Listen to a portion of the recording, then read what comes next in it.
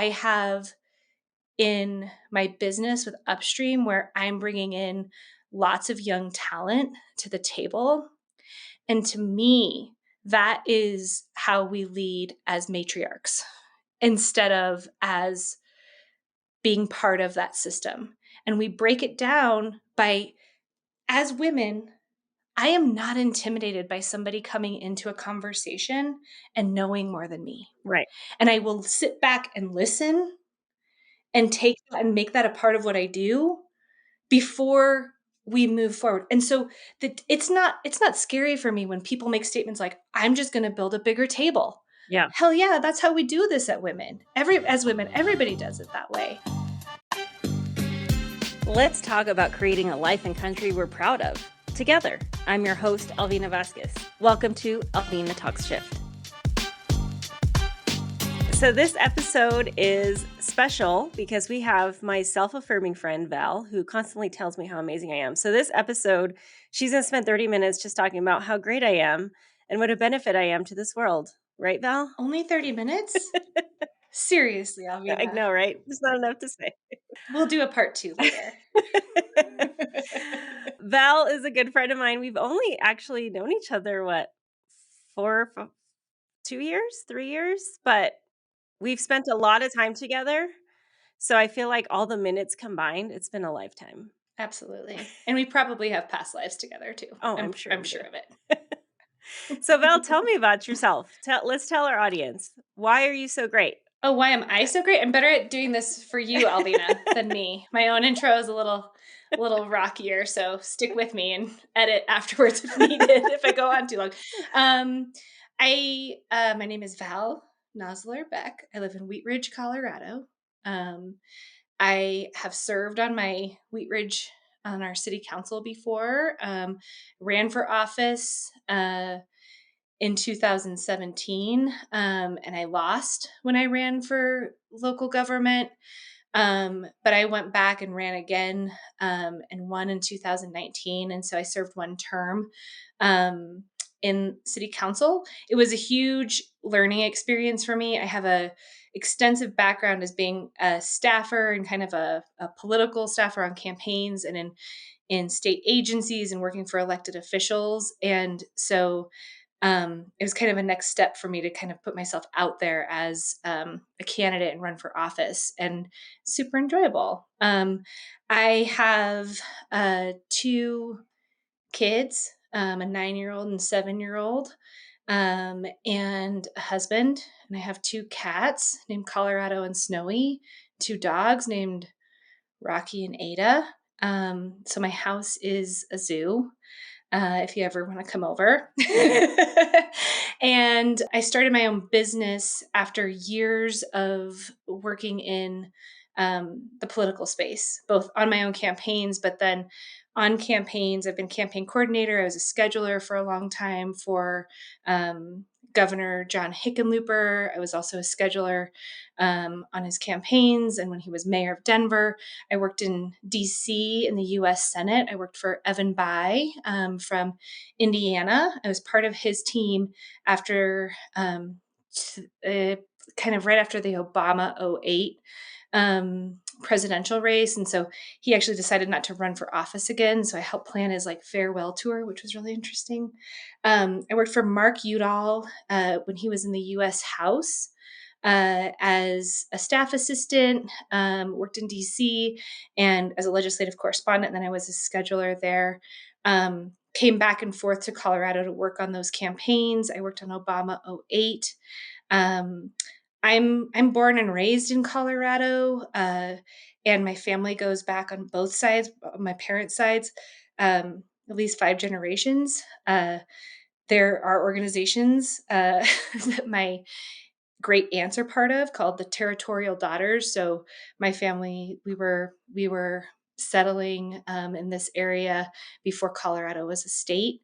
On my mom's side, our farm was at the US 36 intersection. If you're from Colorado, this makes sense, but it's where the Marshall Fire basically started. And it's also that farm and this local government coming in saying that they wanted to annex our land for eminent domain to build the Costco and the Target there in the town of Superior was the reason I initially got started in politics. It just blew my mind that government could come in and take our land and take our property. And so that is the very, very long introduction to me. One thing I didn't include in that intro was that I also, in June of 2020, what year is it? 2023, was diagnosed with stage 3 rectal cancer. And so I'm coming to you live from my parents' house where my mom and dad are taking care of me. And I'm currently going through chemo treatment. And here's my chemo pack if you're watching on video. So, hi, it's Val. Alvina, can I do your intro now? Val and I connected because during the Hickenlooper campaign, we were on a call together planning some events, and I just heard in your voice that you were ready for something new. So I was so glad to pitch to you to come help me launch my business so that you could launch your business. So what has it been like going from really staffing people to being a leader and hiring people? What was that shift like? Yeah, it's been something that I couldn't have done without your mentor and leadership piece of this. I needed someone to show me how it's possible. And so that was like the step one in me even understanding that this was a possibility for me, was someone kind of pulling it out of me. And I think that's a different entrepreneurial story than maybe like, I had this big idea. I knew there was something more that I had to offer, but I think entrepreneurs, and a lot of times, don't necessarily start because they've had to kind of get that entrepreneurial spirit out of them. And now that I have that pulled out of me, I can't stop myself. I'm a little bit like doing it A all the lot. time. Yeah. And the big shift for me is part of being a staffer, part of being a behind the scenes person that, just always makes the dream work and finds a way to get the job done, is that it's my job to be behind the scenes. And when I own my own business, I would say that the first year was very much, it felt familiar to me. But then we started to make a name for ourselves, and Yeah. people were like, "Whoa, you all are doing this in a different way."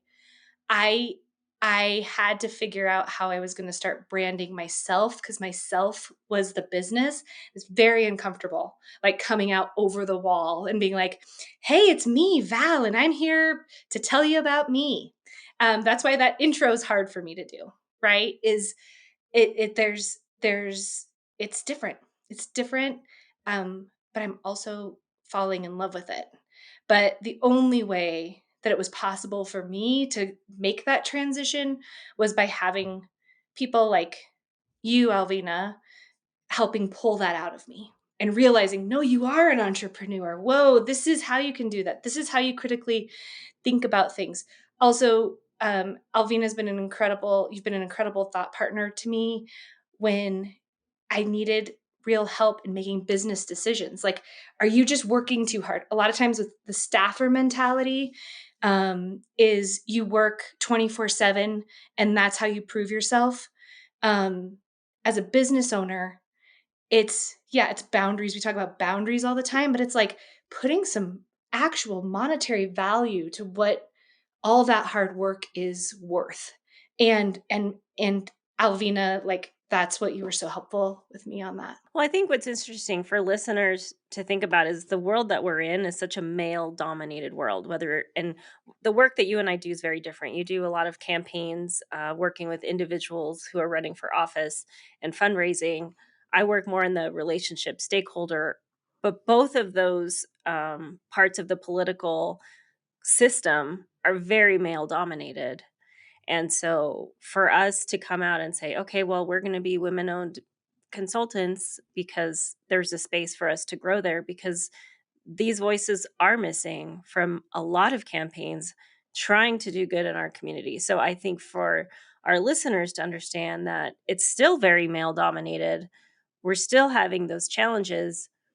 And especially when we see, things happening in our community that affect women specifically. So when you think about being a staffer and being a woman and seeing these laws being passed, what was the mentality for you difference between working on campaigns and also working within the staff when there's these issues on attacks on our freedoms and our in our community and our women?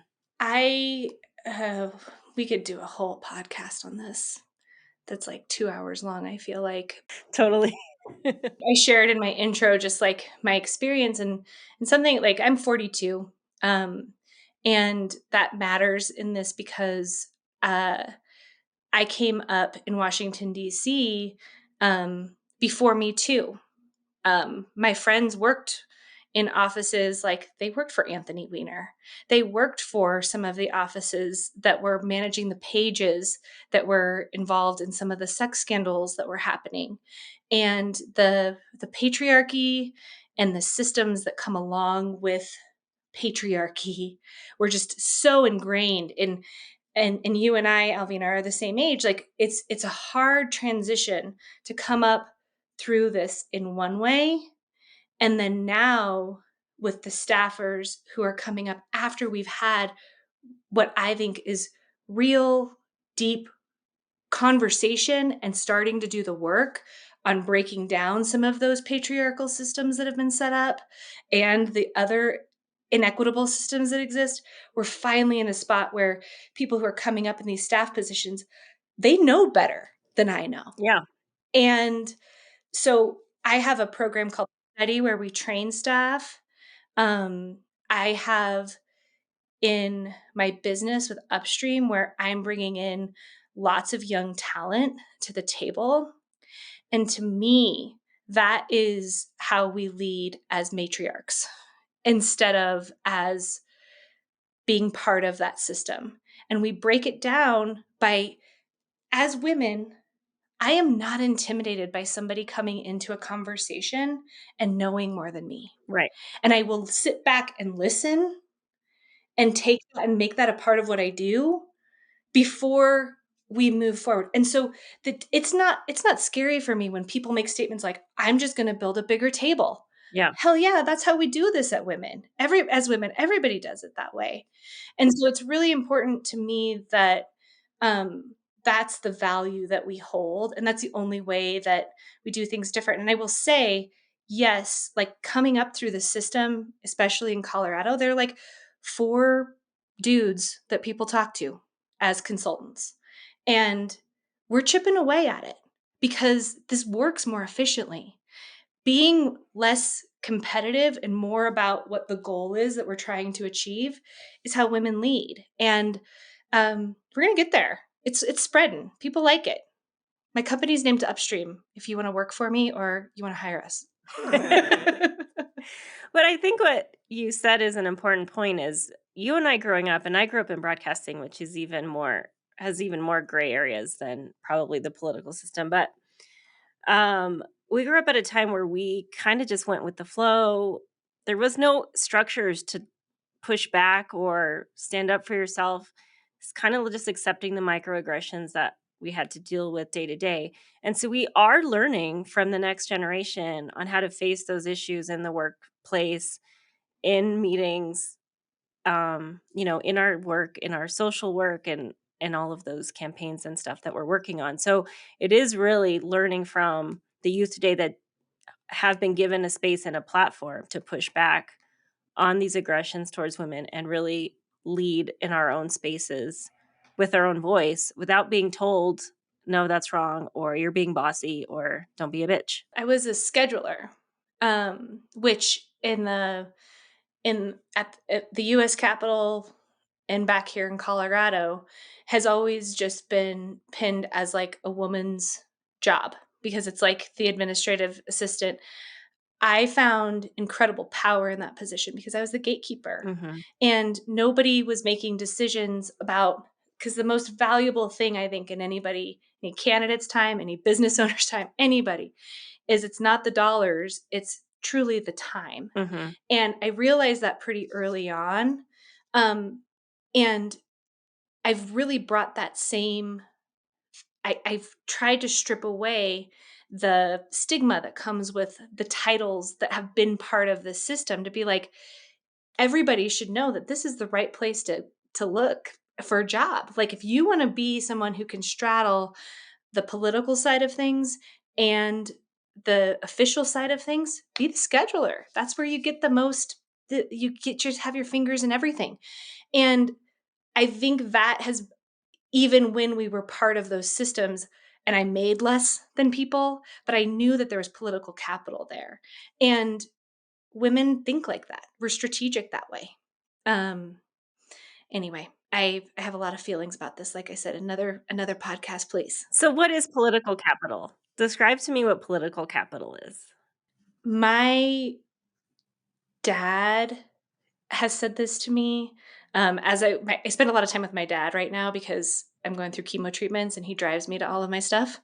And he said to me, um, the reason, and he's on all my Zoom calls and things, is like the reason that you are so good at this, Val, is that you don't burn bridges Yeah. and you don't forget anybody.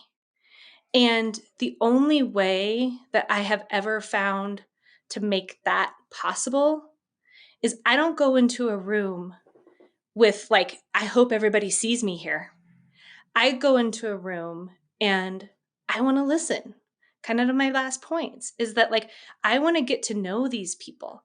I watch local morning news. This morning there was a story about a videographer that is a high school student. I was like, I need a videographer that's a high school student. I'm going to reach out to this person. Yeah. Political capital is your relationships, of course, but like that there are relationships that are going to work for you too. So like to me, um, that's what I throw out there, and that's what I've built my whole business on. I think that's so important is that you can be pretty good at your job and be great to be around with, or you could be a total jerk and be amazing at your job, and they're always gonna hire the person that's easy to be around with and is okay with their job. Like, I mean, for women, I guess for men, you can probably be a jerk and rise to the ranks, rise through the ranks. But I know for us, we have that challenge, right? Like, we still have to be likable and get along with folks and build those relationships because we need others to lift us up through the systems of the patriarchy. Exactly, and I think it's investing your time, which is valuable, and not looking at the most. I am going in there with a strategic reason to walk when I walk into a room, but it's like who's got the next big idea, Yeah. not whose ass do I have to kiss right now that I've met 10 times that never throws me a job. Hmm. No, I'm here to build my political capital, and this is the 10-year down the road plan, kind of thing. So you've talked. I know you're super active in the community. You pick up campaigns that you have personal interest in that you don't even get paid for. You were on city council. Why is it important to you to do those types of things, to pick those fights? From a business perspective, when I looked at this, it was what was available for me Hmm. because everybody had those big races. And so that was like one thing, right? Like bucket that over there from the business side.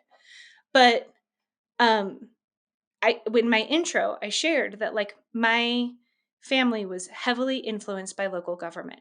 And the you look at what this country has done over and over again. I mean, my family got to settle that land because it was somebody else's land before us. And local government has a shit ton of power. And it's a place where you can make very significant impact. It isn't necessarily where the egos go to play. People aren't like, I mean, people were like, oh my God, Val's running for Wheat Ridge City Council. She's really made it. It's a little, but running for a statewide seat or something is more for the notoriety. I knew the job could get done at that local level. And so that's why, yes, from a business perspective, I was like, oh, this is the gap that I can fill because I know how to do this. And so much of what my company does is we try to bring high quality campaign management and consulting to local races. And the only way to do that is for us to take on numerous races at a time and limit how much time we give to each one of those races, but they can still get that extra um, attention and feel like they have a plan and a budget to work with. But these local races don't raise a lot of money. So we try to keep it in this kind of like a la carte. How do we kind of balance that constantly?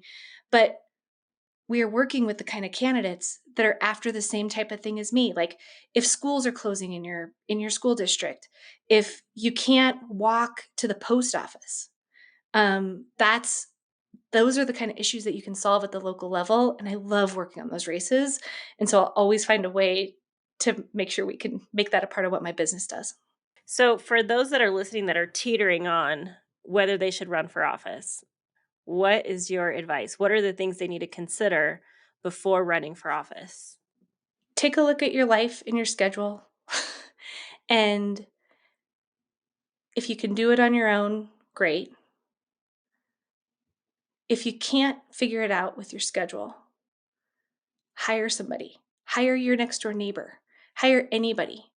But if you're even teetering on thinking that you should run, you probably should. And consider that most precious resource that you've got, your time, and make it so that you're successful at this. And give me a call. You're managing a business, you're managing amazing people that are helping support your work while you're going through your treatment. Um, and then we get the news that the Colorado Supreme Court ruled that Trump is ineligible for the Colorado ballot. How do you think, what's your take on the political landscape for 2024? I mean, granted, this is probably airing in 2024, but what do you think is going to happen for the rest of the year based on that? And then how does that trickle down through local governments? Because I think uh, people forget that like everything you're voting on the ballot counts. Every office counts, whether you know that person or not. They're all Mhm. like connected, right? So what does that mean and how does it trickle down to local politics? My first reaction yesterday when the news came through and I realized this might be in 2024 was um, hell yes, people are going to pay attention to Colorado because our only at large seats right now are CU Regent at large. We don't have any statewide races that are that big draw for people to turn out. And then we have the presidential and all of that. Those are all different primaries. But this gets national attention on Colorado. This gets attention from local all the way up to our congressional and presidential races. So that's my first gut reaction to it. Um, uh, this is very Colorado analysis of things, but just looking at how long it's going to take for um, with the dissent opinions on this, it's going to take a long time for them to make any changes or reverse anything. And it's coming up against the holidays. And they're going to need to print these ballots by January 4th. The Secretary of State's set to print. And so we're up against a huge timeline. And my hot take on it is just this is the perfect thing for Trump's campaign to be wasting any time on. And so I'm like, hooray, Colorado, way to go. I think this impacts potentially turnout in that people could get excited about Yeah. Colorado right now. We aren't going to be a frequent stop like we have been back in '08 for Obama and when Trump was really pushing hard down in Pueblo and stuff. We just weren't on the radar for these presidential races. And I think people are like, "Whoa, Colorado stepping it up." I think we've got a chance to really help ignite a lot of that. I don't know. People might disagree. People might think this is a pure distraction that only helps Trump, but my opinion is for what I deal with, and I deal with the ground game so much with these local races. Um, we needed something, and so this is the something, and I'm excited about it. That's awesome. And we have a few minutes left. And I know that you've been sharing your story on Instagram about going through cancer treatments, managing a business, and also your family. Um, let's talk about a little bit and then talk about your Instagram and your TikToks. So, how are you managing your health? What's your balance between your health, your work, and your family right now compared to what it was before? Yeah. One of the biggest, I explained already what it was like to be a staffer. And it's ingrained in me now to work 24/7. Cancer was the hard stop on that for me. And I began delegating. And I have built this company where I have incredible people that I can hand stuff off to, or I can reach out to you, Alvina, and you can pick up where I need to go. And so I've learned a lot in this, that my main focus, and it may make me emotional because I always get emotional, but my main focus is my family and my kids and how much time I'm getting with them. And then my business is my second piece because I care about this. I'm so value aligned in everything that I do that I jump on the Zoom calls when I can. I make sure I'm a part of the conversations, and I'm prioritizing my meetings, and or not my I'm not prioritizing my meetings. I'm prioritizing my treatment and my own health. And I just know that this will carry over. My business is going to be better for it when I get done. So, what is your advice to folks that are facing these big health challenges, or even as women, to advocate for ourselves in the healthcare system? Um, First off, as a business owner, right now, today, go get your disability insurance for your LLC because you never know when this shit's going to happen. And I've been lucky enough to get some grants and some loans and stuff to help get me through, but I didn't have that. So just protect yourself. It's worth every penny. Uh, but then my story, and I would love for y'all to follow me on TikTok, Val Nosler Beck. It's pretty creative handle there for TikTok. But I share my story about my life's busy, crazy. I prioritize everybody else, everything else over myself, or I had, and I went to urgent care instead of waiting around for my doctor's appointment and prioritizing that. And so I didn't have consistent care, and it took them a long time to discover my cancer. Um, I strongly encourage people to prioritize yourself and advocate. And also, don't let Instagram or whatever social media you follow and scroll late night help dictate your health. Like, go get a real CAT scan done if you don't feel well. Don't try to figure this out yourself. Use the healthcare system. There it is. I could go on forever on that, but please check out my TikTok. So, if I get a pain, I should look it up on Wikipedia. Don't do that. I will just I share am the that, worst at like, that. yeah, and here's the quick and dirty story of my cancer diagnosis. I've been running around for days. Kids had dance recital practice, all this stuff. I was like leaning over in pain. I couldn't function. And we had an election day. All this stuff's going on. I finally go to the urgent care after being there like 3 times within that week, and told the doctor, and the doctor said, like, why haven't we done the test? Why haven't we done a CAT scan? And at midnight, they came in after doing a CAT scan, and I literally thought they were going to tell me I had the farts, like that I had gas. And they put their hand on my shoulder and told me that I had cancer. And that happened middle of the night. Immediate thought that went through my head is, oh my God, I'm supposed to run the snack stand at the swim team practice tomorrow, or swim team meet tomorrow. And the girls have their recital. Like, how am I going to do this? And it was like, wait. And then ever since then, that was June, it's been cancer. Never mind. This is what matters. Well, you look great. I think you're really doing a good job at balancing that. And I'm here to support you. You have a community of support behind you. While we know you're out there, you have all these amazing political capital and amazing relationships. Where can folks find you if they want to connect with you on any of the programs or campaigns that you are working on? My TikTok, that's really a lot about my health journey. And that's Val Nosler Beck on TikTok.